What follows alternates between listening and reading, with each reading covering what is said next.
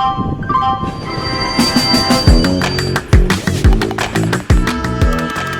is a podcast by the News Minute, and you are listening to South Central. Hello and welcome to South Central, a TNM podcast where we put the South at the center. I'm Dhanya Rajendran, your weekly host, and joining me in the studio is my co-host Pooja Prasanna, the reporting head of the News Minute. Hi, Dhanya. And of course, she is the anchor of our popular show, Let Me Explain. Let Me Explain mostly drops once a week, sometimes twice a week. These days more twice a week.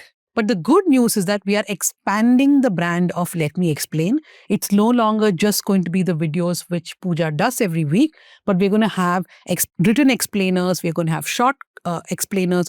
So it's going to be a much more bigger deal, right? Let Me Explain. And also we complete 150 episodes this week. Yay! 150 episodes of Let Me Explain. Don't forget to watch. And about South Central, this is a show that drops every Friday. We've been getting some good viewership and listenership on the show. So thank you for that.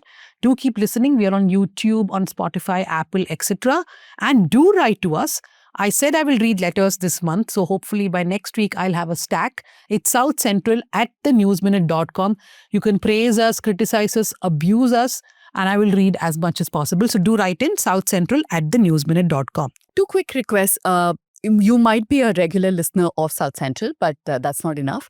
If you like our show, if you like what we do, then do make sure more people listen to it. So send the links, go on Spotify, like, etc., etc. And another one, we're short of our monthly target this month. I mentioned this in Let Me Explain episode 2. So if you like what we do, we want to go on the ground more, bring you ground reports, help us do that. So you know what you have to do. One, you can become subscribers. That will give you access to our paywall content too. Or you could also contribute to South Central directly. Okay, Pooja, headlines. Let's start with Kerala. Longer load shedding likely in Kerala as reservoir levels drop. The weakening monsoon has lowered water in Kerala State Electricity Board reservoirs, raising alarm over possible power crisis. Are there load sheddings regularly in Kerala, Tanya? It had stopped. One of the things which the Pinarayi government had said was that they stopped load shedding, right? But it started again. Mathrubhumi has a copy today which says that the hydroelectric reservoirs, the storage has reduced to 29%. That's quite dangerous, which means that there will be more and more power cuts. Yeah, but it's also a good time to look at other sources for electricity, because especially the southern states which depend on perennial rivers can't every year just depend on monsoon for electricity as well. Kerala pauses on high-speed rail, won't repeat K-Rail's mistakes, says CM Satijan. Taken as a whole, the proposal cannot be approved in its present form, he said on a post on X, and he was citing the findings of a 4-member expert committee. This is an interesting headline from Kerala. A BJP councillor from Thiruvananthapuram takes oath inside jail. Sugathan, who is currently lodged in Viyur Central Jail. He was, of course, taken in because of anti-social. What is Kappa? I forgot. Yeah, it's basically a Gundas Act. Gundas Act. And he's there under preventive detention for 6 months. But a lot of, I think up to like 21 councillors were made to retake their oaths because they had breached, there were some violations, they had invoked some deities. So he had to do this from jail. It's like a tragicomedy. First you take a wrong oath, then you go to jail, then you take an oath in the jail. So BJP has made history in Kerala. In so many ways. Yeah, their councillor has taken oath inside jail. Let's move to Karnataka. Bengaluru creche abuse daycare alleges ex-employees staged abuse videos for extortion. The allegations come days after police registered cases against 5 and arrested 2 in connection with the alleged abuse at the daycare. So the company which had got the contract from Capgemini is now saying that 2 of its disgruntled employees staged the abuse and that abuse did not actually happen. You know, whoever is right or wrong, just imagine what is the kind of things that children are being subjected to. All this vendetta between adults. And it's the Ministry of Child Welfare which really has to reply because the creches come under them. ECI extends SIR deadline in Telangana, Karnataka and 2 more states. The revision of the EC schedule comes in the backdrop of several booth-level officers, that's the BLOs, stating that they were unable to complete the door-to-door enumeration form process as per the earlier timeline. This is definitely much needed. We've gone on the ground and seen what kind of pressure BLOs are under. So I hope this gives them a little more time and brings down the pressure. Deve Gowda urges Karnataka to scrap Bidadi Township project. He threatens Satyagraha. This is deja vu from Nice Road.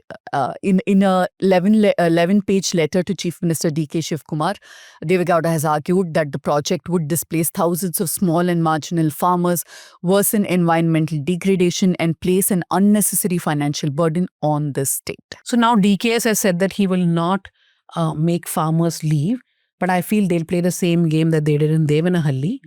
But yeah, definitely very political decision by DK Shivkumar to go ahead with Bidadi project. Let's see how this plays out. But underneath all of this is actually a fight for supremacy of that region, because that's where that's the heartland of Vocalikas. Yeah. And JDS feels threatened because the very existence now depends on that belt.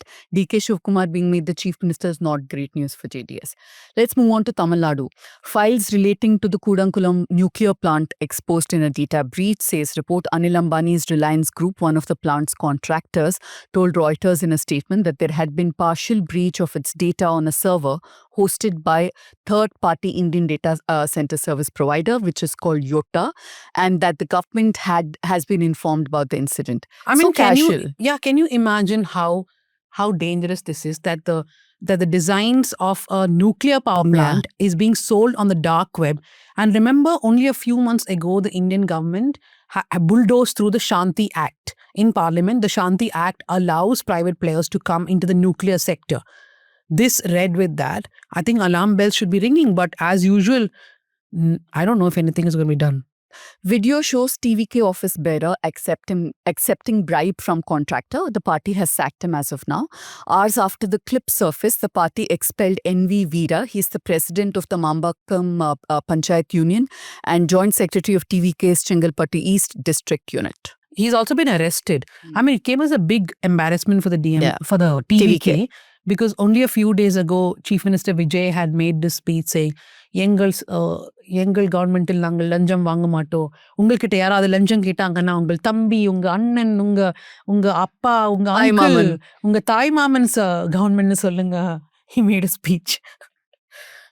Anyway, but they've arrested the guy. So, looking at headlines from Andhra, Janasena says Pawan Kalyan got surgery in Mumbai to avoid inconvenience in AP hospitals.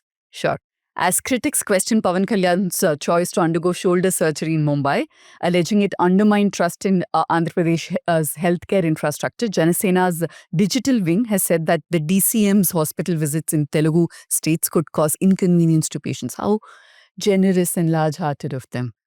Andhra sets up COVID-19 surveillance as 2 deaths and 8 active cases reported. 2 COVID-19 deaths and 8 active cases in YSR Kadapa district have prompted AP to set up surveillance and preparedness measures. So, when I read the e-paper that day, the Times of India's, I actually thought, okay, maybe I've logged into some older paper. I was like, 2 COVID deaths. Let's move on to Telangana. This is a ground report by our colleague Janvi. The only survivor of the Telangana killings watched her family die. Rajkumar killed 6 people after being accused in a POCSO case. His own wife and kids were also killed. The minor he was accused of sexually harassing was killed, and her family. He only spared the minor's elder sister Meghna, who was born with a developmental disorder and is non-verbal. So Janvi went to the village. Do read her story. She writes about how this guy who was accused by the parents of this 19-year-old girl, by the mother, sorry, not parents, because her father also passed away, of trying to harass her. He was never arrested. The family members, in fact, openly told Janvi that they knew that bribe was paid to the police. And he dodged arrest. Finally, he got bail. When he was given bail, the court said, look, we are giving bail because he's never been arrested. And now all the witness statements have been taken. No point arresting him. 15 days he waits, and then he does all these mass murders, and then finally he dies by suicide. So it's a system's complete failure that's resulted in these mass killings. Do read that ground report. Last headline for this week, Chief Minister Revant Reddy urges Amazon to invest at least 1 lakh crore rupees in Future City.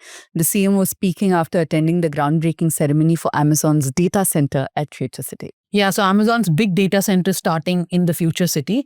I mean, this comes on in the same week that the New York City has announced a moratorium on data centers because they're saying that the impact, environmental and otherwise, has to be studied, and only then can they allow more data centers. But in India, we are rolling the red carpet and how for all of them?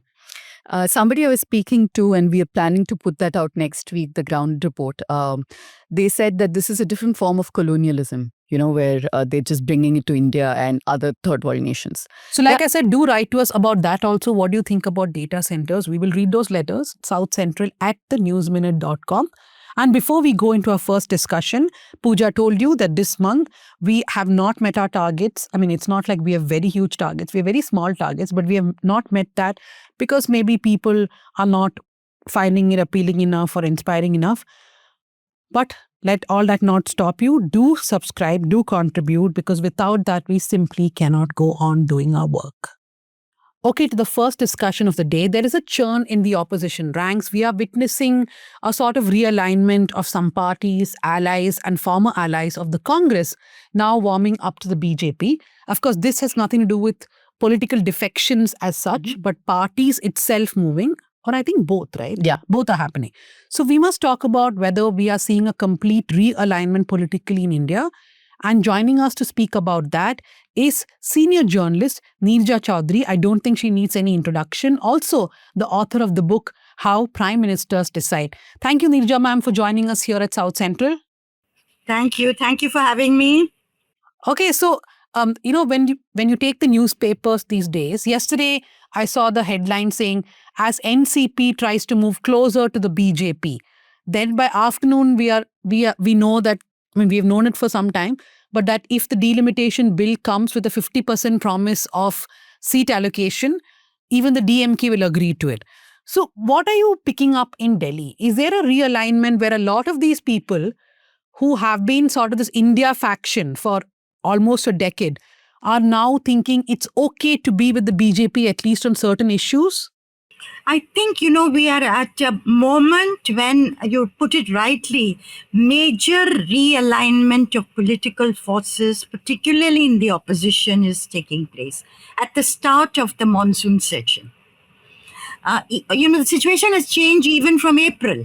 In April, the Women's Reservation Bill as well as the delimitation bill was struck down because these opposition parties stood together to defeat it.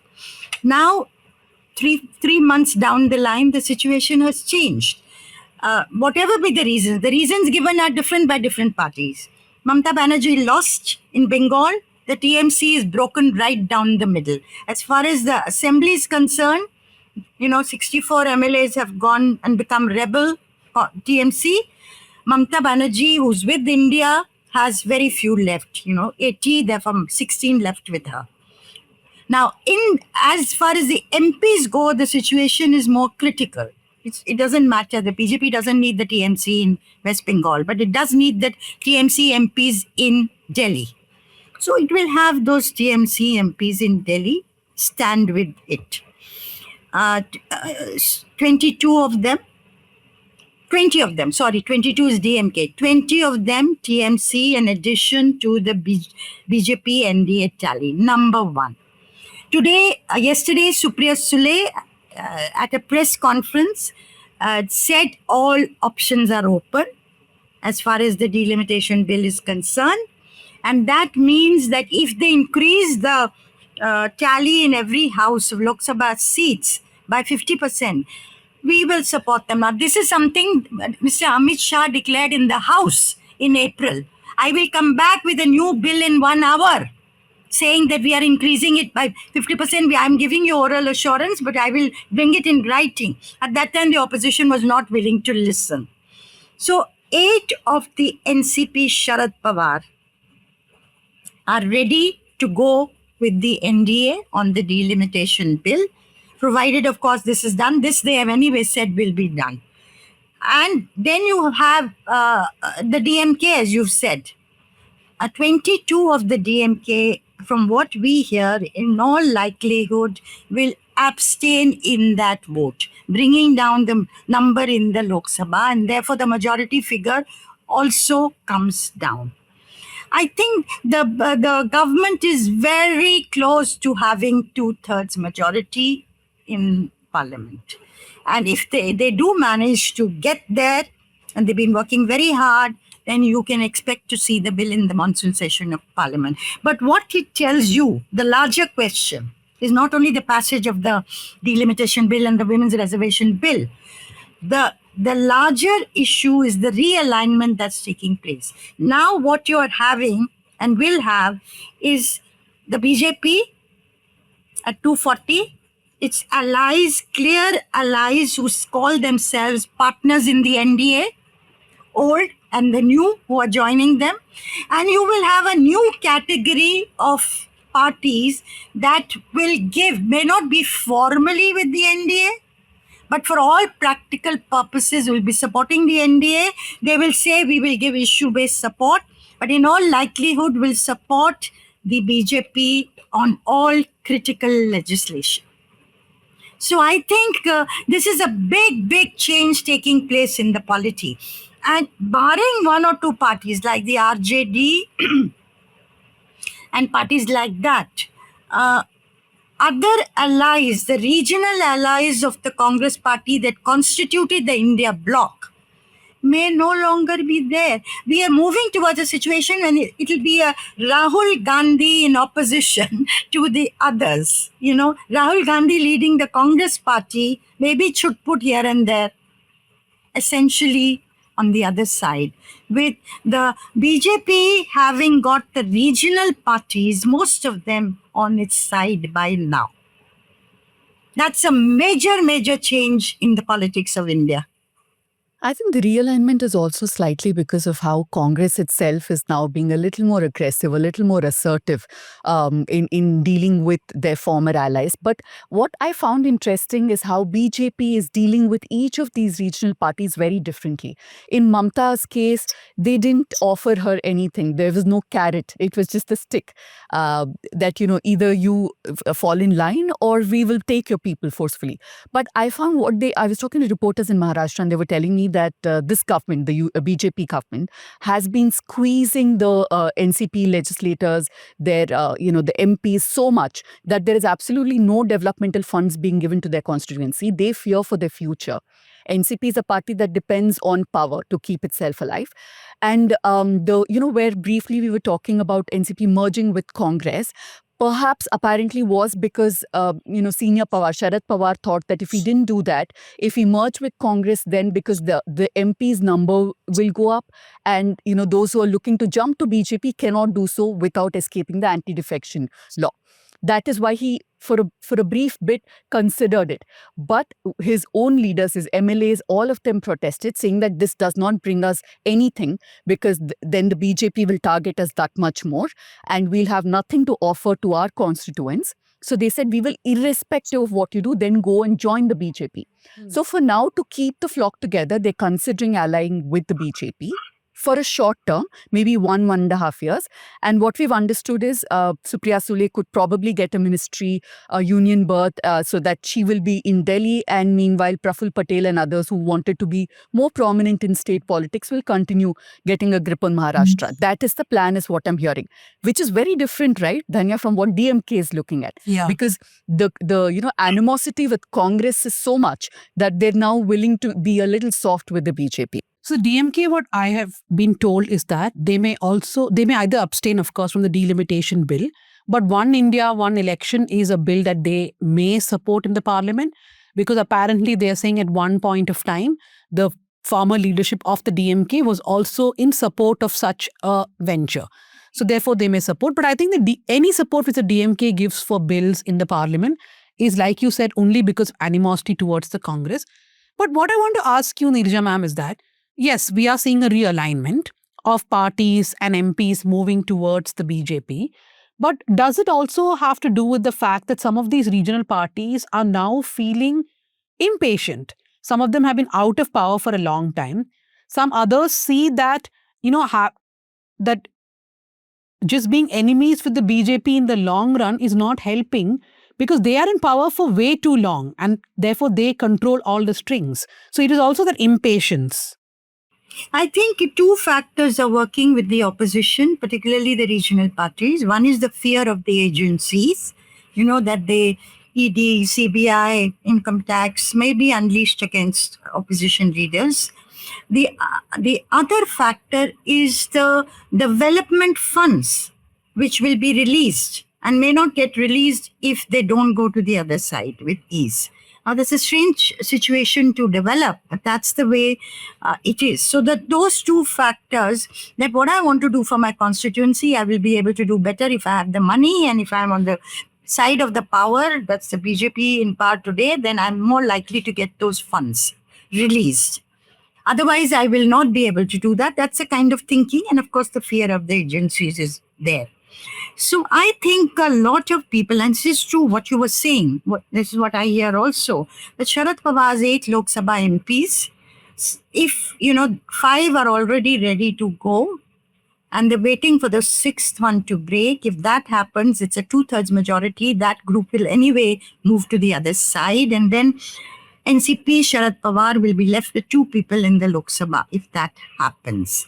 Now, to prevent that from happening, they may, find some kind, as if say, the middle ground and say, we will support the NDA with, on an issue by issue basis, and yet stay on the right side of power at the center. The idea of a merger in the Congress was discussed, I'm told. I think nothing seems to have come out. It was in 2024 that Sharad Pawar had said to me in an interview in Satara during the course of the election campaign.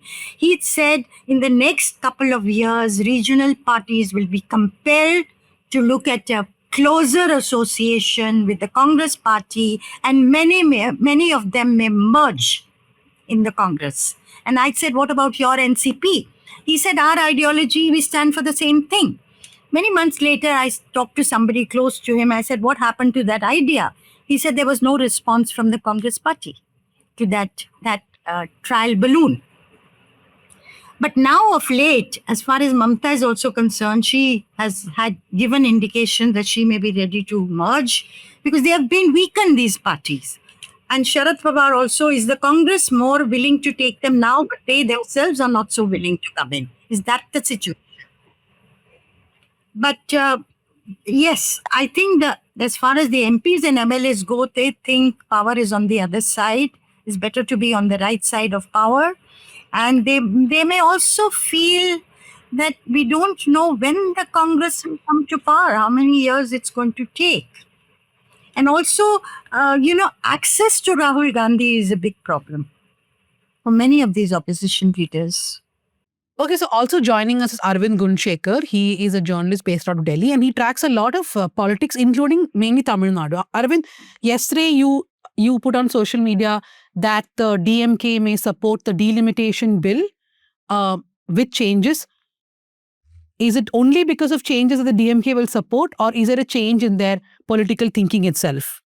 Yeah, so when it comes to DMK, what our sources are saying, that after speaking to few leaders, what they are saying is that previously, when the bill was introduced in the last parliament session, the DMK took a stand even in the parliament that if the government could provide that 50% guarantee, that is the 50% uniform increase across the states, if that guarantee can be given by the government, then DMK had told the House that they are ready to reconsider their decision. So now what DMK sources are saying is that because BJP has reached out to all political parties, and that they have assured that there will be a 50% uniform increase across all states. It won't be purely based on the census, but there will be a 50% increase in seats across the country. So in that particular scenario, if it is written in the draft of the bill, and if it is as per the guarantee that has been given by the government, then they may even go to the extent of supporting the bill, is what DMK leaders are saying. But Arvind, you're saying it's purely because the terms of the bill is going to be changed. It's not a political decision, also because the DMK is no longer with the India Alliance. That may be one of the reasons that's evident, that DMK wants to stay away from Congress, and for their own benefit, their own political stability or their own political future, they may consider staying away from Congress. But on this particular issue, on the delimitation bill, because DMK has taken a very strong stand anti-delimitation, because we have seen DMK chief Stalin even going to the extent of burning the copies of the bill in the previous session. So this time they also need a face saver to come out of their own previous stand. So that's where they are saying because in the parliament, in the last parliament session, they have taken a stand that if the government consider giving a uniform 50% increase across the state, so there is nothing wrong, because this time, if you go by the numbers, Tamil Nadu has almost 39 Lok Sabha seats. If there is a 50% increase, that will be a 50% increase for Karnataka, for other North Indian states also. In that particular scenario, DMK is saying that there is nothing wrong. They are not going back on their stand against delimitation. What they are asking for is a proportionate representation.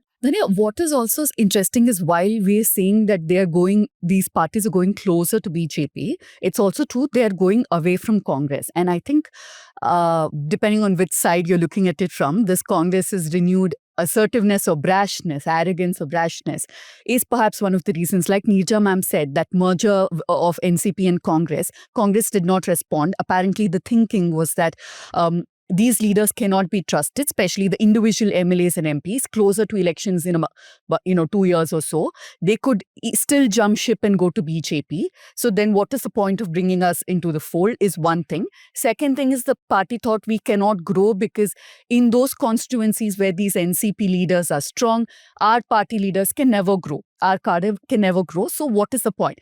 And also the thinking is that all of these regional parties, including DMK, NCP, Mamata Banerjee, quote unquote, have not allowed Congress to grow. So now they think even if we lose in the short run, in the long run, if we are the only party seen as anti-BJP, that will help us grow from the grassroots upwards. I don't know how much this will translate, but I'd like to know from Neerja ma'am, is that something you're hearing in Delhi as well? And do you think that is a sensible thing for Congress to do? There are people in the Congress, like for instance, during the Bihar elections, I'd gone there in the Patna office of the Congress party, must have been about 40, 50 people sitting there. Virtually every single one of them said, we have to revive the Congress from the ground again. And we don't want alliances because alliances means we have to give away things. And we get nothing, very little in return, which is not true.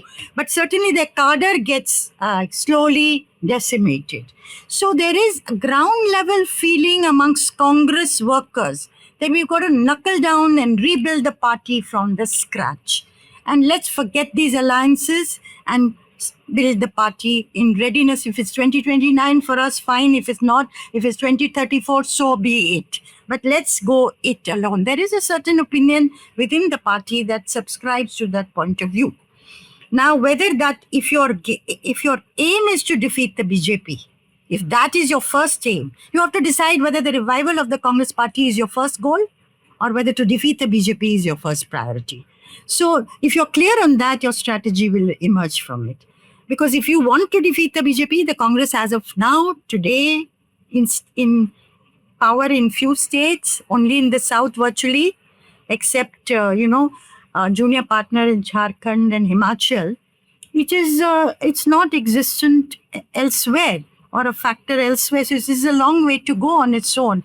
So if it goes for alliances, intelligent alliances, and it could be India, it could be India in another form, it could be another strategy. Let's look at all the 543 Lok Sabha constituencies and one by one put up a candidate that is in a position to defeat the NDA's candidate. It could be that kind of strategy. I think they need to revisit, their strategy, their plan after the recent 3 months developments, which have been rapid, very far-reaching, leaving virtually all non-Congress forces on one side, supporting a powerful BJP in one way or another, and a weakened Congress without allies, hardly any allies on the other side. It's a new situation. It's at one level not a happy situation for any democracy, for the opposition to be weakened like that. But the Congress party leadership will have to, as I say, revisit that. No, I just want to add to what ma'am was saying. In fact, we are hearing similar sentiment, similar feelings from SP also, Samajwadi Party also. In fact, Congress leader Imran Masood, if I'm not wrong, he went to the extent and he addressed the media in UP where he said, we are not running a political party in UP to make Akhilesh Yadav the chief minister of UP. In fact, we want to build our own party in UP. And if there is an alliance, then we need due respect and also due representation or even due a share of seats from Samajwadi Samajwadi Party. Samajwadi Party can't treat us just like a junior partner. They have to give us equal respect. That seems to be the statement. That was the statement from Imran Masood. In fact, that's what Samajwadi Party leader also told a few journalists. Similar statements were given by Congress leaders in Bihar. And according to SP, that Bihar, we did see that there was no chemistry between Congress and the RJD in Bihar that resulted in the decimation of the alliance in Bihar. Same way, even in Tamil Nadu, we did hear similar statements from Tamil Nadu Congress leaders also saying that DMK can't treat us just like a junior partner anymore. They have to increase the number of seats that they are giving to us. And then they said that we need due respect from DMK. Similar statements we are hearing from Samajwadi Party also. And that's where all these opposition parties are feeling. Maybe Congress is trying to flex its muscle because after getting 99 seats in the previous Lok Sabha elections, now according to all these regional parties, now Congress is asking more than what it can chew. In fact, in UP, according to Samajwadi Party, the Samajwadi Party is a bigger player there. So they are saying that Congress is even going to the extent of asking equal number of seats. If there are 400 seats, Congress is also asking for almost 200 seats. So in such a scenario, all these regional parties are feeling that Congress is also trying to take advantage of the situation. So they are also trying to eat into the vote bank or eat into their own party's future in their respective states. And that's where some of these parties are or even thinking they should also stay at a distance from Congress. I think what is of particular fun in the whole thing is that the left and the Congress don't like each other much now, especially CPIM and the Congress don't like each other much anymore, the animosity between Pinarayi Vijayan and Rahul Gandhi. But they will be the only ones who will not be supporting the BJP for whatever reasons or any bills floated by the BJP. You know, we talked a lot about why the allies, like Arvind was explaining, why the allies feel that, and Pooja also, on why they should not be banking fully with the Congress. But Neerja ma'am, I want to ask you about the BJP. Now, in the last few months, we are seeing the BJP moving very vigorously when it comes to political defections, when it comes to breaking parties, etc. Why? Was there some sort of alarm because Modi Shah actually saw that a bill could be defeated in Parliament, that the defeat of the delimitation bill in Parliament sort of shocked them so much that they are into, let's just get everybody in our basket. And internally, how will this work out for the BJP if they're going to take all leaders from all parties into their party? Why is the BJP suddenly this haste, to acquire a 2/3 majority? I mean, they've always been keen to get numbers on their side, but in the last weeks, we've seen a hurry. Why so? A lot of people are asking that question. Is it only to pass the delimitation bill and the women's reservation bill? Is it only to pass the one nation, one election bill, which may not come in this session? It may be taken up in the winter session. I think they'll first go with the delimitation bill to see how they fare.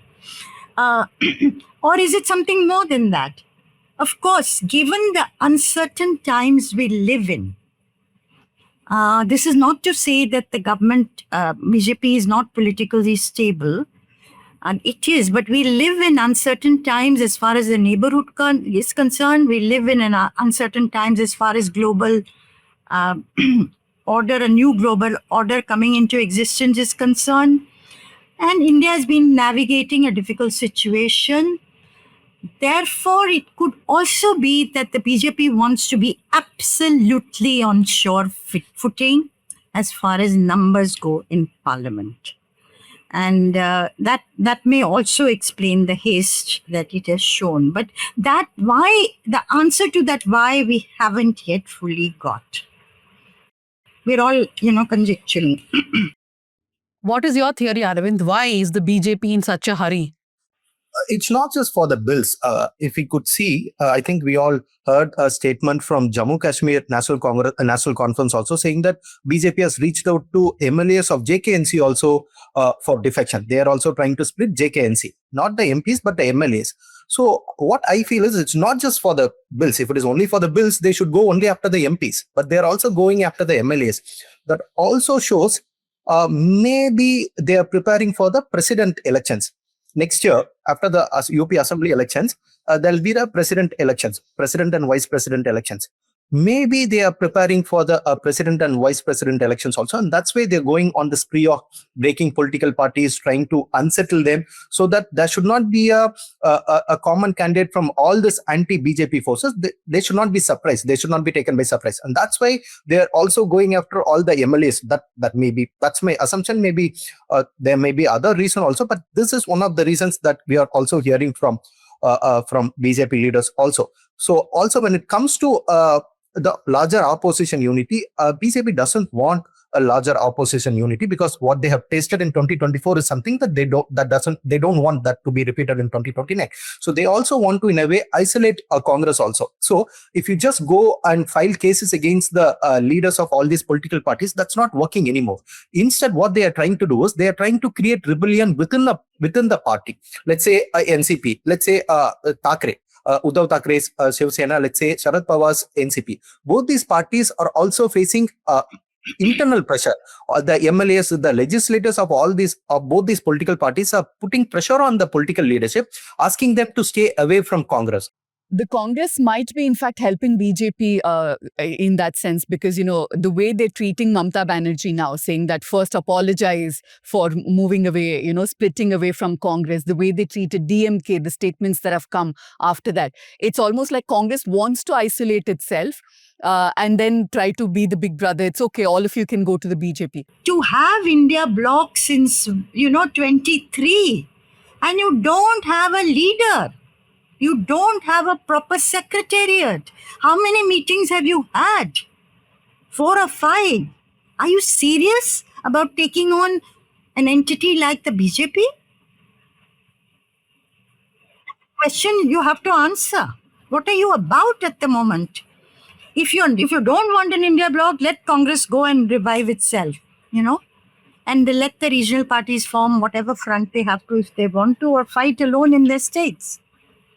But this kind of, backing and forthing all the time and not coming up with anything concrete which moves you in the right direction is, and people also get tired of it. People are tired of it. This kind of, and actually you're right, it goes to help the BJP ultimately. Maybe a Congress strategy may be on these lines, like they want to weaken all the regional parties and they want to establish themselves as the alternate for BJP. Now they are banking on, when it comes to UP, they have to bank on Samajwadi Party. In Bihar, it's RJD. In Tamil Nadu, DMK, and there are West Bengal is Mamata Banerjee, etc. So if all the regional parties are weakened, any day if there is anti-incumbency against BJP, it will come to Congress. So the Congress will be seen as an alternate. Like Madam said, to a consolidated vote bank, Dalits and also minorities. These two parties, to an extent, majority of these two parties are already supporting Congress. So Congress has come to this feeling that without Congress support, no regional party can defeat BJP in their own respective states. And that's why they are taking the advantage of this situation, and they are trying to build the party, or they're trying to increase their footprint in the respective states. But that's also in a way weakening the regional parties, and that's where you take the all the assembly election results, Bihar, West Bengal, Tamil Nadu, in almost all these states, a very important regional player who has been supporting Congress for all these states have been weakened. So in a way, Congress is seeing that this Congress is seeing as an opportunity to grow to build this party, to expand its footprint in the respective states. But it won't come anytime soon. It will take years for the Congress party to build. Even let's say in Tamil Nadu DMK has been defeated. Congress has found a new partner. But what will Congress do? Congress should do something to build its own party, right? Anyway, earlier they used to bank on DMK, now they're banking on TVK. Come to Bihar.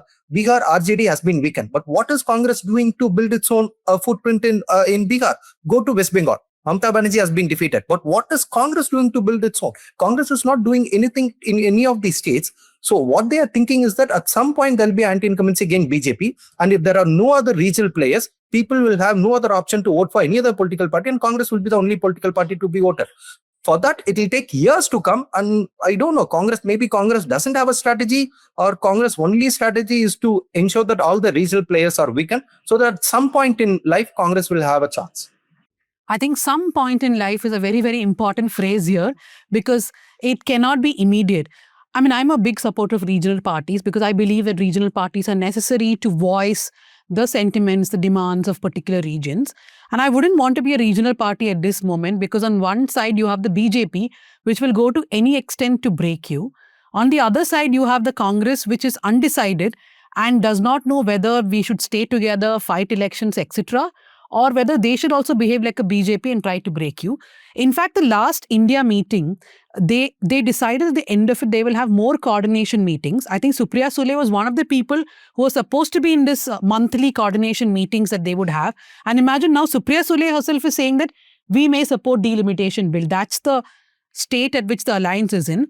And I think Rahul Gandhi's line in that whole meeting saying that I cannot and will not hug Pinarayi Vijayan, and also simultaneously breaking away from the DMK in Tamil Nadu, showed that Congress is not ready to appease or be friendly with allies beyond a certain extent, that they now want to assert themselves. Yeah. But like what Arvind said, what is Congress doing on the ground to assert itself?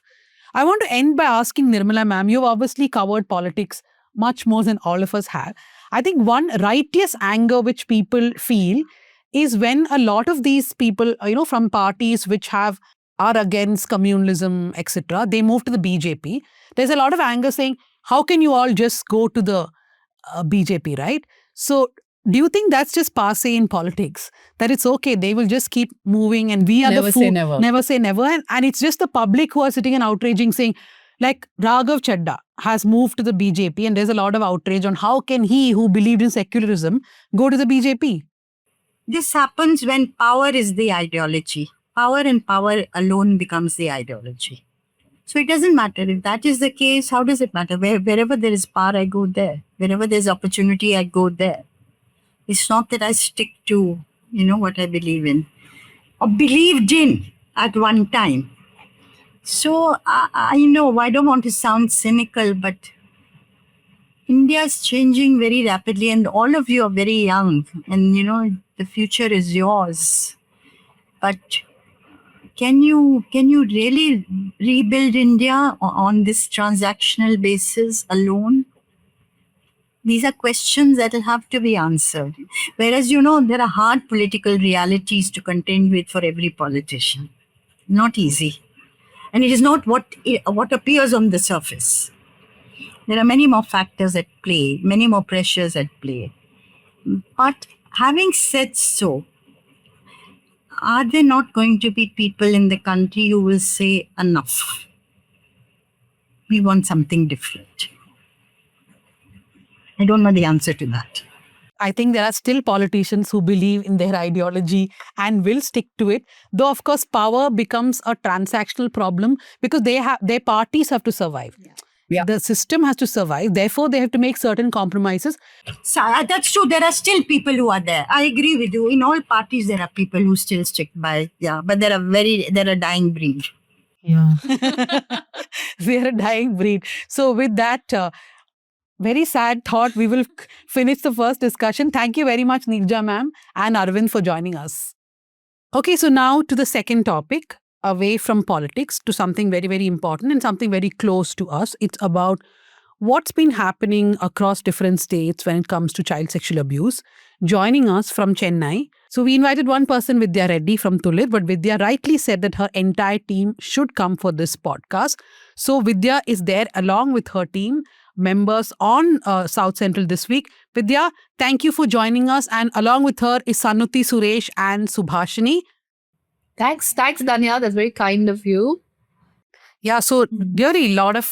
Actually, special thanks to both Sanuti and Subhashini. They got exactly 10-second notice. So we appreciate you joining us. Yeah. So Vidya, a lot of things to unpack really, but I want to start from the state that you operate out of, which is Tamil Nadu. One of the headlines which caught my attention recently is the new government saying that they will have a sex offenders registry. What are your thoughts about that? And this is not the first time we have heard such ideas being floated around, right? So first of all, it was not the new government who said it. I want you to be corrected on that. It was the IGP South Zone who said he would do it only in the South Zone. So there's a vast difference. And that itself, the fact that it only has to be done in a few districts, it shows how myopic the idea is. So you're only going to keep, first of all, I mean, the idea itself is quite silly for a whole bunch of other reasons. But then are you going to say that the sex offender registry is only going to be limited to 10 districts? Makes no sense. The idea of a sex offender registry, as I said, basically has its problems.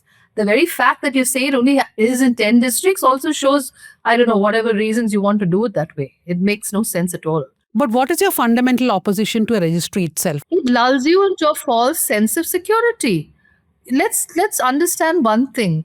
Not more than 12% of people who have had sexually abusive experiences as children ever disclose abuse. So when I say disclose, I might tell a friend, I might tell a sibling, I might tell, somebody, just as a matter of, this happened to me. Now, of that 12%, not even 1% actually gets reported to authorities.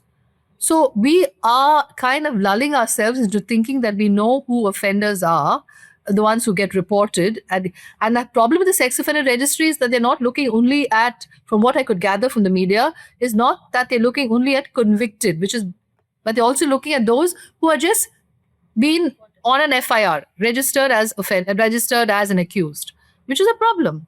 So even if 1% even get reported, what are we trying to say? That we know who these offenders are, and how are you going to keep track of all these people? Where is the human resources, considering how ham-handed police investigations of sexual offenses are? I think the resources would be better deployed if you actually invested in proper investigation and with the training of the HR involved in those investigations, in the scientific aids involved in that investigation, then trying to keep track of people. I'll give you 2 incidents. This happened last week. So there was an incident down south where a grandfather is supposed to have abused his granddaughter, and the mother knew about it. The girl told the mother warned him about it, but he persisted, and then the situation came to light when the girl became pregnant and had to go to hospital. So till the time the mother knew about it, the time it got reported as a case because she went to hospital, what happens to this offender?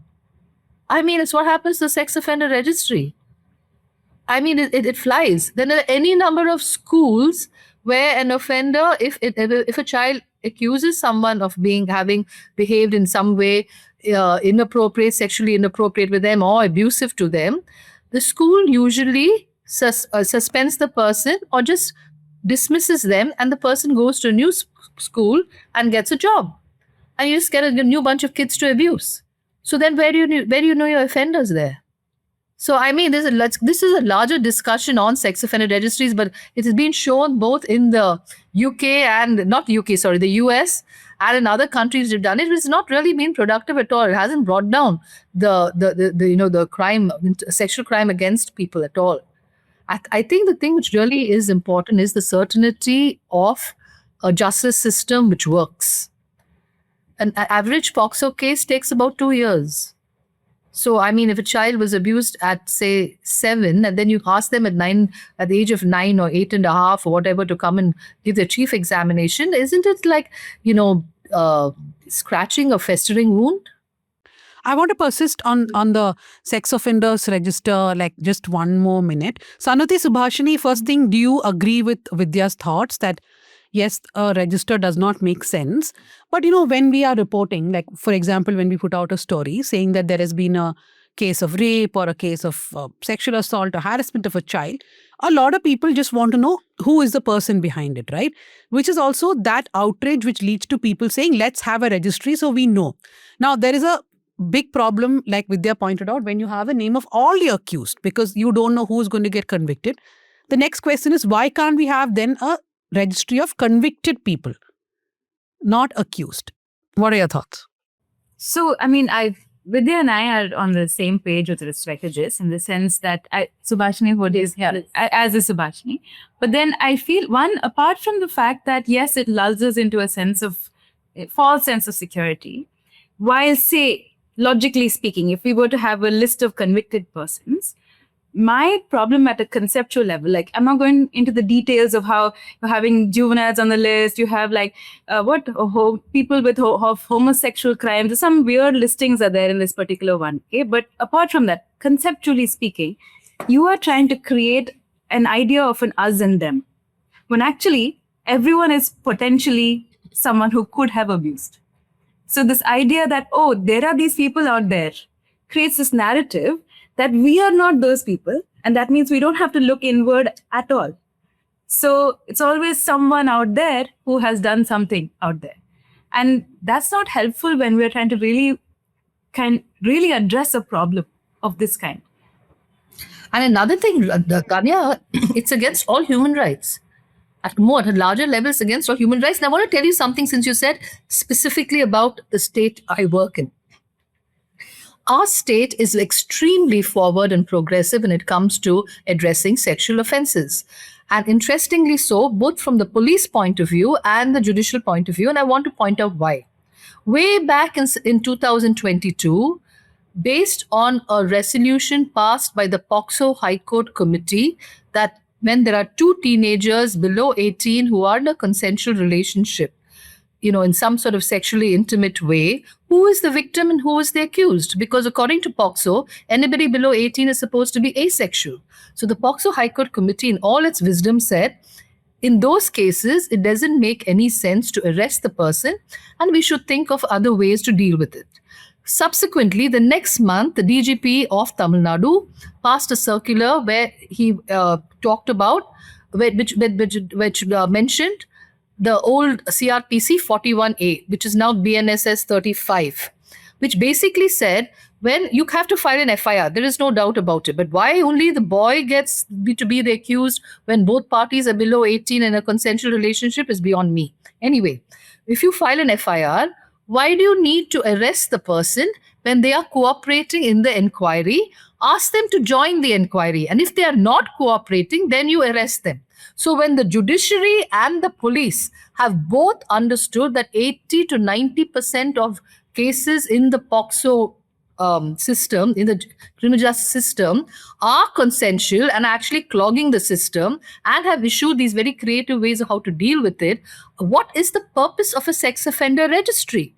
So if I was, say, 17 and I got married to a 19-year-old man and he gets booked under POCSO, then you want my child, and you want me to let people know that my husband and the father of my child were on a sex offender registry? The former DGP of Tamil Nadu, way back in March 25, in August 24, sometime around that time, he said 854 cases, and it's on record, 854 cases of the POCSO cases are registered by third parties when the kids come to hospital to have a delivery or a pregnancy checkup. And then they find out that they are below 18, and then they register a case. So the families themselves don't want to actually register a case. It's because there is this whole idea of below 18 that you cannot have sex, that a case is registered. And they usually rope in the social welfare extension officer or the rural welfare extension officer or somebody like that. Now, what is the point? What is the point? And then we have another strange system, and I don't know whether it's following in other parts of the country, and I hope not. That if you had a baby when you were 18 years, 6 months, they say, oh, so you actually were in some sort of sexually intimate way that you were able to conceive when you were below 18. And then they book you. So they count backwards. I mean, how much is this witch hunt going to go on? More than 90% of the offenders are from the family or from people the child and the family knows. Now, knowing that these people's name is going to be on the sex offenders registry, and for how long, for God knows, I don't think a lot of people will come forward. Already the reporting is very less. All the cases that we are dealing with is just a bit of the cases, right? It's a fraction, yeah. Fraction of cases. So after this, if the sex offender registry is going to be on, then I don't know how many people are going to come and report it, because of course their names will be on the registry. So Vidya, the point that you were making, Enfold Proactive Health Trust, which is based out of Bengaluru, they had done a study, I think 2 years ago, in which they looked at 7,064 cases which were registered under the POCSO Act in Maharashtra, West Bengal and Assam. And their study revealed that 23.4%, which is 17,000 cases, were actually romantic affairs between teenagers. This is something that we have done a lot of reporting on. I think Rukmini started the reporting on this in The Hindu many years ago, where everybody has effectively looked at, Shivani Kawa, my colleague, also looked at a lot of cases in Karnataka. But so I feel people don't take all this into account when they just clamor for a sex offenders registry, right? Because these could be young men who were in relationships. Who are still in relationships, who are still in the same relationship. Of course, then people within your family, which, like Subhashini said, could deter the family from complaining because they are thinking if we complain about our father, uncle, or grandfather, they will be in this registry. So I hope that for a lot of people listening, Vidya and her team are people who work with children on a day-to-day basis. So they definitely have much closer link to reality, and this is what they're saying. So do give a thought if you've ever supported this whole idea of sex offenders registry. You want to add something? No, I wanted to get your comment on a news report I read a couple of days ago, which said that the Tamil Nadu Commission for Protection of Child Rights has been dormant for about a year. It was due for an administrative rehaul. It doesn't have an administrative head. Now, I want to understand from you, is this a matter of concern? And how would it impact, if it is a concern, not having an administrative head, how would it impact how cases are dealt with, guidelines are given? Does that make a difference at all? So, Pooja, let us understand what the whole Commission for the Protection of Child Rights Act is about. When it was being formed, all of us lobbied very hard for it to be like the NHRC, which has far greater powers. This, to me, was just a tick box to show the UNCRC that we had a ombudsman, we had a commission for the child rights. And successfully over the years, like a lot of our public institutions, it has become very diluted. It's a parking place for political appointments. Not just the state, I'm even talking about the Central National Commission. So, frankly, as somebody who has been working on this area for the last 20 odd years, I don't put much store at all in any of the commissions. They're just there. I mean, but it's like tokenistic. One commission which certainly did a lot of work was the first National Commission, first group of people who were the National Commission did a lot of work with Shanta Sinha, Neena Naik. And the Delhi Commission during the AAP regime also did some very interesting work. But I cannot say the same thing. The Assam Commission, it all really depends in bits and pieces. You don't really look at the commission as a guiding force, as a place where you can take your complaints, nothing. I mean, if you're asking me for my opinion, I have absolutely don't put any store for commissions at all. And one more thing I want to ask, you all interact with the police quite a bit, right? Subhashini, Sanuti, all of you. I mean, you are all part of sensitizing the police force. I have strong issues and problems with the word sensitization. You either have sensitivity and empathy or you don't. And I don't believe in sensitization training. I would just like a police force which is efficient, which it deals with situations with industrial style efficiency. So let's leave out sensitization from this. No. So why are they not efficient? I definitely think they should be sensitive too. But yes, if you don't agree, what do you think is that gap? Why are they not becoming efficient? See, I think sexuality by itself is a very difficult topic for people to deal with in India. Sounds a bit strange considering one of the most populous countries in the world, but that's a different reason perhaps. But anyway, I think sexuality by itself, anything to do with sex is, it's kind of shrouded in mystery and is shrouded in a lot of innuendos. It's not, you don't have healthy conversations about sexuality. Then you're talking about sexual violence. Then you're talking about sexual violence and children in the same breath. That's a lot very difficult for people to handle. And I know if you look at it, and I might sound a bit, strange saying this, or rather a body saying this, I should say. But, I'm surprised when children are talking about the kind of sexually abusive experience they've had to the police. You can see people's faces being wrinkled up in disgust and like, how can a child even talk like this? And I'm thinking, well, that would be perfectly normal sexual intimacy between two adults. So why are people screwing up their faces then? Is it because of a child, just the act of what the child is describing? So I really don't know about, what people's ideas of sexuality as sexual expression are. Yes, when it comes to a child, certainly it is problematic. But there's a certain diffidence and antipathy, or not antipathy, what's the word? Certain diffidence about dealing with addressing sexual violence. Do you guys have any thoughts, Subhashini, Sanati? I mean, just adding to what Vidya was saying, I mean, I don't know if there's one answer to your question about why they are not able to do this. One is definitely that because of the taboo around talking about sex and sexuality, it becomes complicated when you are working with a specific complaint, offense, blah, blah. Okay, there's that kind of automatic blinding that happens. It also happens with, say, other people that we talk to and engage with, say, in like media person spaces or even like schools or colleges, where you say one line about something that is sexual and then it automatically gets reconfigured into something that doesn't sound sexual because the mind is not able to really process it because of how many taboos existed around it. Like, for example, there's this one case where this child just kissed another child on the cheek, okay? And then it was registered as POCSO. And you should also remember that within these taboos, you have the support of a law that explains all these behaviors to be offensive, right? Everything is an offense. The sexual intent equals to criminal intent, which is not really the case, right? They're two separate things. And so if a child kisses another child on the cheek, that's not a sexual offense, especially in that particular situation. That case, it was not. So then they go forward with efficiency, okay, to do a potency test for this child, the boy, okay? And Vidya had she was so curious. She's wondering, like, why did you do this potency test? And First of all, you know what a potency test is? A potency test. No. I think your viewers have to understand. A potency test is to see whether you can get an erect penis.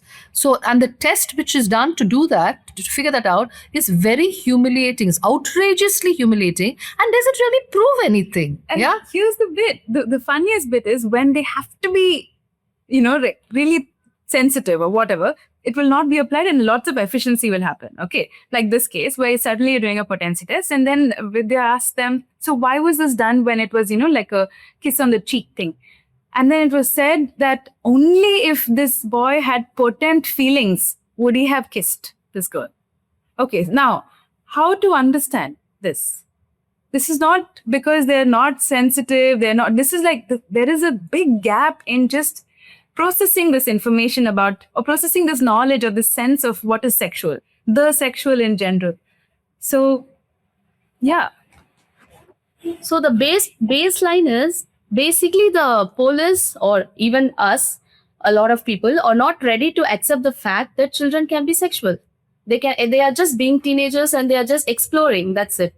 So even that is seen as an offense, and even in cases where rarely the offense has happened, police, I think they still are not able to go into the details. They are not ready to face the reality in that cases. They cannot take the details. They cannot understand, go in details. They cannot face the children stating what has happened to them. So, for example, Radhani, I'll give you an example. So there was this young girl who was being abused by her dad. She was 15, extremely articulate. And I remember the 2 minutes, the police, the inspector questioned her for 2 minutes. And this girl's statement about what the whole history of abusive experience, which happened over 7 years, was about 8 pages long. But the only question the inspector had for her in 2 minutes was, how much did he penetrate you? That was the only question. 2 minutes, and that was it. You had an FIR done. Not taking into account the history of the abuse, the different kinds of ways he abused her. That was all the question. So there is there is a discomfort discussing anything sexual, and because you have to, it just has to match the offenses which you need for an FIR. And there's one more thing I wanted to say, okay? And then I don't know whether you're going to cover this, and I'd like to bring this up. Nobody ever talks about problematic sexual behavior of young people. So all young people who are, say, have cases registered against them for sexual offenses are all lumped together. So then you have the consensual intimacy, and then you have this range of behaviors which are problematic but are all lumped into one. So you'll have, say, a 9-year-old boy going into first standard into the loo and pulling down first standard girls' panties, for instance. Or you have a 14-year-old boy, having anal sex with a 8-year-old because he's been trained by a 17-year-old who's been watching pornography and asking him to do it. But then these are widely different. There's a whole continuum of problematic sexual behavior, and we don't address this in the way it's supposed to be addressed, in a whole psychological, social way, psychosocial way. We just take them all and put them into an observation home and then think the punitive system of the JJ Act will work. It doesn't. That's one way of responding. The other one is where we just think it'll go. Like you just dismiss Boys will it, be like, boys. Oh, they're just okay, it's nothing. It didn't happen. Or you just skip to, suspend the child for a bit from the school and skip to life, saying, oh, you know what, this happened, but you pay attention on studies. That's what you have to do, not all this and all. So it's like what Vidya was saying earlier. One is that it's all about sex. Then on top of it, we are saying that these sexual situations have children in them, where some are consensual, but we're also saying that there may be instances when they harm. How do you respond to the whole gamut? And and another thing that the people need to realize, a lot of people who have turned into abusers as they've grown into adults will tell you by the time they were in their mid-teens, they did find a sexual interest in children. And if you don't address it then, we're going to escalate into situations which are then going to have a lot more kids who are probably going to be, victims. So I was asking, you guys rightly pointed out the wrong ways of dealing with children when, they behave sexually inappropriately, whichever of them are from the spectrum. But can you explain to our viewers some of the right things that they can do if they come across something like this in their lives? What are the right steps to take, perhaps? It depends on where it lies in that continuum, right? Like, of course, when we're talking about this continuum, there is going to be like exploratory behavior, which is, consensual and all of that. Then there'll be some behavior which is problematic, maybe inappropriate. It doesn't necessarily mean like it's violent or harmful, but it can be potentially violent or harmful to one or the other children, or just that children, say in a public space, exposing themselves or something like that. Or then further on in that continuum, you have harmful, violent behavior where there is thought around trying to power over another person, okay? All of these behaviors have to be responded to in some way or the other, but the kinds of intervention will differ. Like someone who is a parent who sees a child who is engaging in some kind of exploratory behavior needs to respond, but doesn't need to go overreacting and say, oh my God, there's something wrong with my child, and then refer to a doctor and then have some therapist come and involve themselves. No. But say if it is, problematic, inappropriate, where you have corrected this young person and they continue to do that behavior, then it will need some kind of intervention that is specialized. So it's kind of based on that whole set of behaviors that you see along the way in that continuum. And another very important thing, Pooja, when you talk about the problematic sexual behaviors, the gamut of it, from inappropriateness to reactive to harmful to aggressive, you look at that entire harmful bits range. I think a lot of it is also stemming from the fact that we don't talk to our kids about sexuality. These are all taboo topics. So where do kids turn to? Every child who's got access to a smartphone is sitting and checking out sex. We know 7-year-olds who are looking at it. And then you have nowhere to actually guide them as to what is appropriate or not appropriate. Then you have another situation where, for instance, in California, I know does it. I know the UK has a program where they actually talk about pornography to children. And I think people are lying through their teeth when they say that none of them have ever seen pornography. It's almost a rite of passage now. So, but what are the kids understanding the inappropriateness of it, the unrealistic aspects of pornography? Maybe I'll even go to the extent of say, in some cases, the exploitation aspect of it. But the kids grow up with a very unrealistic idea of sexuality. That's one. So my first thing would be is for parents to understand that we live in different times. Kids have access to information, and the best people to talk to them about this is themselves. Not asking the children to rely on peers or to rely on the internet, which is probably going to be inappropriate and inaccurate information. So have these open conversations. That helps a great deal. Tanya can tell you about her conversations with Vedu. Sometimes I'm shocked by what he's watching. Then I remind myself, okay, he's 15. He's going to watch all this. Either I have a conversation or I don't. But I mean, okay. Vidya, when you're talking about children who actually can articulate their problems, I was thinking about a couple of cases I've covered over the years where the child will very categorically tell the court or the police what is the kind of crime that was inflicted on them. And when it comes to court, it would always be said, oh, somebody's tutored this child. Otherwise, how would a child articulate it so well that is exactly what happened to me? No, I must tell you this. So, I don't know how much of editing you could do on this, but I'm going to tell you this. So, I will tell you one of our youngest cases, how she described what happened to her and how the police recorded it. Okay. So she said, Uncle KK took something out of his trouser, and she was triggered by this memory when she was playing with her little Lion King Simba doll, and she held up the paw of the doll. And then she looked at her mum and she said, Uncle KK took something out of his trouser and put it in my mouth and told me to bite on it. And then dirt came out, and then hair came out, and I said, Thoo. And then hair came out. Okay. The child was very, very graphically certainly explaining oral sex. The police just brought it down to 2 sentences which no child of that age will even be able to know. That the fact that he took out his penis from his trouser and put it in the child's mouth and made the child suck on it. I mean, the child wouldn't even know the meaning of the word suck, man. She wouldn't even know what, but this is the kind of language that the police. So we need to understand one thing. How children talk about things and how it is brought down to dry courtroom language is completely different. The way I describe it now, it can be extremely disgusting to a lot of people, but that's the way children, because they have such limited worldviews and references, will talk about it. So honor that disclosure the way it is given. Don't bring it down to the way we adults will talk about something. And then later in court, the defense will hold on to these terms and say, oh, but the child did not say penis. Or they'll ask the child, what is a penis? Say this, use this language when that's not the language of the child, right? So you are then checkmating this really young person with their own experience in a courtroom. No, so what I'm saying are of children who are able to articulate, there the court will suspect as to how they're able to use the language. And in other cases, their language is correct. And now talking about courts, I think I'll ask one more question and we'll wrap up the discussion. Vidya, you must have read this court judgment.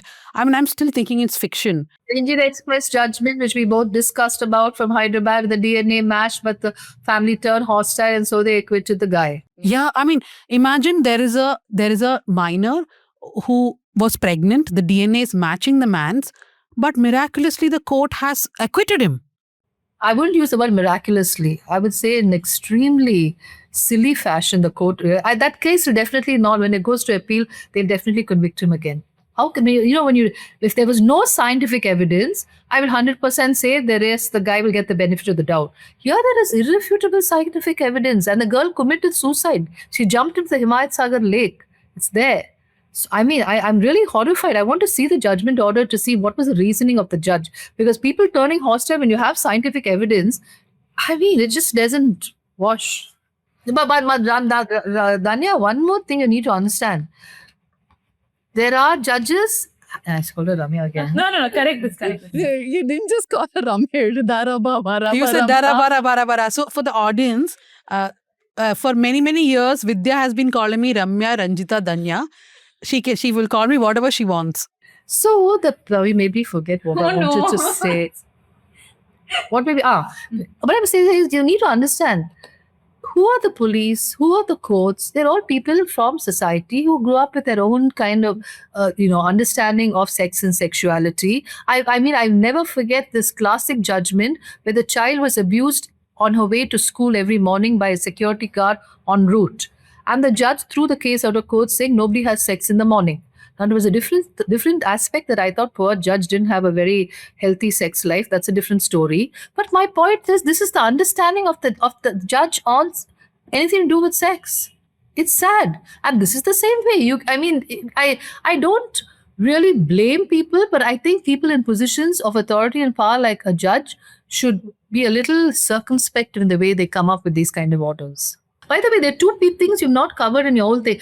What happens usually is the police are the whipping post. And I'll tell you with all due respect to the cops, you can see imperceptibly they have changed over the years because they're at the front line. Everybody's on their case. So there has been some changes. The judiciary is a different story. Let's talk about the health profession. Let's talk about the schools. The schools are one of the biggest places who should take responsibility on safeguarding, who should take responsibility on how they're addressing abuse.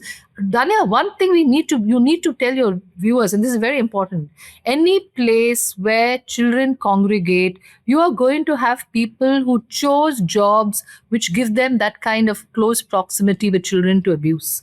They are called professional perpetrators. Not that they make abusing their profession, but they choose professions which give them the guise and the proximity to abuse kids, which is why schools, NGOs, coaching centers, all these sports camps, anything which has a lot of contact with children, you should be extremely, extremely careful as to the kind of people who you hire. What are the kind of not background checks, by the way, which is another thing, but SORs. This whole thing of police verification, what a joke it is. I got my passport before the police verification was done. So, I think it's really important for people to understand that you're such a nice person running a good school. No, I think it's very important to understand these kind of places where they are. So to me, safeguarding in schools and how the health department addresses sexual violence is also very important. Yeah, most schools take the shortcut of moral policing young children, keeping them away. And I have and also had to go through the this. moment somebody in a school is accused of sexual assault, the school will close in ranks like crazy. There was one school in Bengaluru Yeah. which actually hired a lawyer who represents most political people to actually It's very defend high a in gardener. schools, so, yeah. A gardener or someone, I think a gardener who had raped a child. And I was in touch with the mother for many Who years. had penetratively sexually assaulted a child. POCSO purposely leaves out the word rape. Yes. We also actually don't write the word rape when we write about children. Semantics is very important. Anyway, Sanusi, Subhashini and Vidya, thank you very much. It was a very, very insightful session. And Vidya, thank you for not forgetting my name at least thrice. Okay, so we'll go to the recommendations. Pooja, what is yours? This book, I just started reading Ramani Adkuri's book called Staying Alive. I'm moderating a session with her a couple of weeks from now. So I started. She's a doctor who's worked in central India for many, many decades now. And this book is about her experience dealing with people from remote rural areas, tribal areas, and their struggle to access medical treatment. And she's also, apart from, of course, looking at malaria and other such diseases, she's also focused on women and how much more difficult it is for women to access necessary medical treatment. So that's my recommendation. I was thinking, knowing that you'll ask me this question of recommendation, and I thought, what is it? And the book, not the book I'm reading, but the book I'm going to get hold of is about Sonam Wangchuk. This book that came out last year, Ladakhi Unfinished Struggle by Abbas Ali. And it is about Sonam Wangchuk's movement, about him, the innovative work he's done for education, for environment. And his at the moment hunger fast, which is into the 18th day today, much to the worry of a lot of people, hasn't been able to make the kind of impact that one would have thought might have happened. At least might have happened 20 years ago, 15 years ago. It is not happening today. And I'm not interested in Sonam Wangchuk as somebody opposing Dharmendra Pradhan, demanding his resignation, opposing the NDA, or standing with the cockroach Janata Party, opposition leaders piggybacking him. No, I'm interested in the man from the peripheries of India, out there in Ladakh, injecting political energy, things that we've been talking about. I will protest because I'm hurting. Government of India, listen to me. That is going out of our politics and importance being given to it. And I think somewhere the importance of Sonam Wangchuk for me, I'd like to read this book and get hold of it from Amazon, is that it's a recent, thing I'd like to know more about this man, what he's all about. I'm going to recommend a series on Netflix. It's Unfamiliar. It's a German spy thriller where a couple who trying to bury their past and trying to rebuild their life, but a Russian agent and a spy are coming to Berlin and trying to expose everything. So it's a good a spy thriller, a German-based spy thriller. That's my recommendation. There's this movie called Doubt. It's really interesting, especially in the context of what we're talking about, sexual violence and systems and institutions of power, and how adults sometimes fail to do what they're supposed to do and sometimes don't. So, yeah. And the question of I doubt what very interestingly also brings up is the kind of he said, she said, I saw, but I think it meant this. The whole confusion which usually shrouds sexual abuse from actually being taken very seriously. You know, if you look at it, we're all the time trying to mitigate and to trivialize and minimize when children talk about it because it's so unbelievable to most of us. You never think of it, take it as seriously as it should. But There's also a movie called State versus Nobody. Quote. State versus Nobody. Telugu film. Telugu film. It's about teenagers in a romantic relationship and how this POCSO Act sees them. So, Doubt, Court, and The Hunt, all three should be watched together to really kind of understand it because of the complexity. Yeah. And I can tell you a whole bunch of movies which you should not see because they give you a terrible idea of what child sexual abuse is about. We don't have that section. We don't have that section, not recommendation. Okay, my recommendation is a series that journalist Rajshekhar has done for The Wire. It's on energy and India. It's a 3-part series, very, very detailed reporting, which has taken him months. He talks about how India's energy sector is placed and why the Modi government, which talked about clean energy and renewable energy, etc., has made India more dependent on carbon fuel. So do read that investigation. So yeah.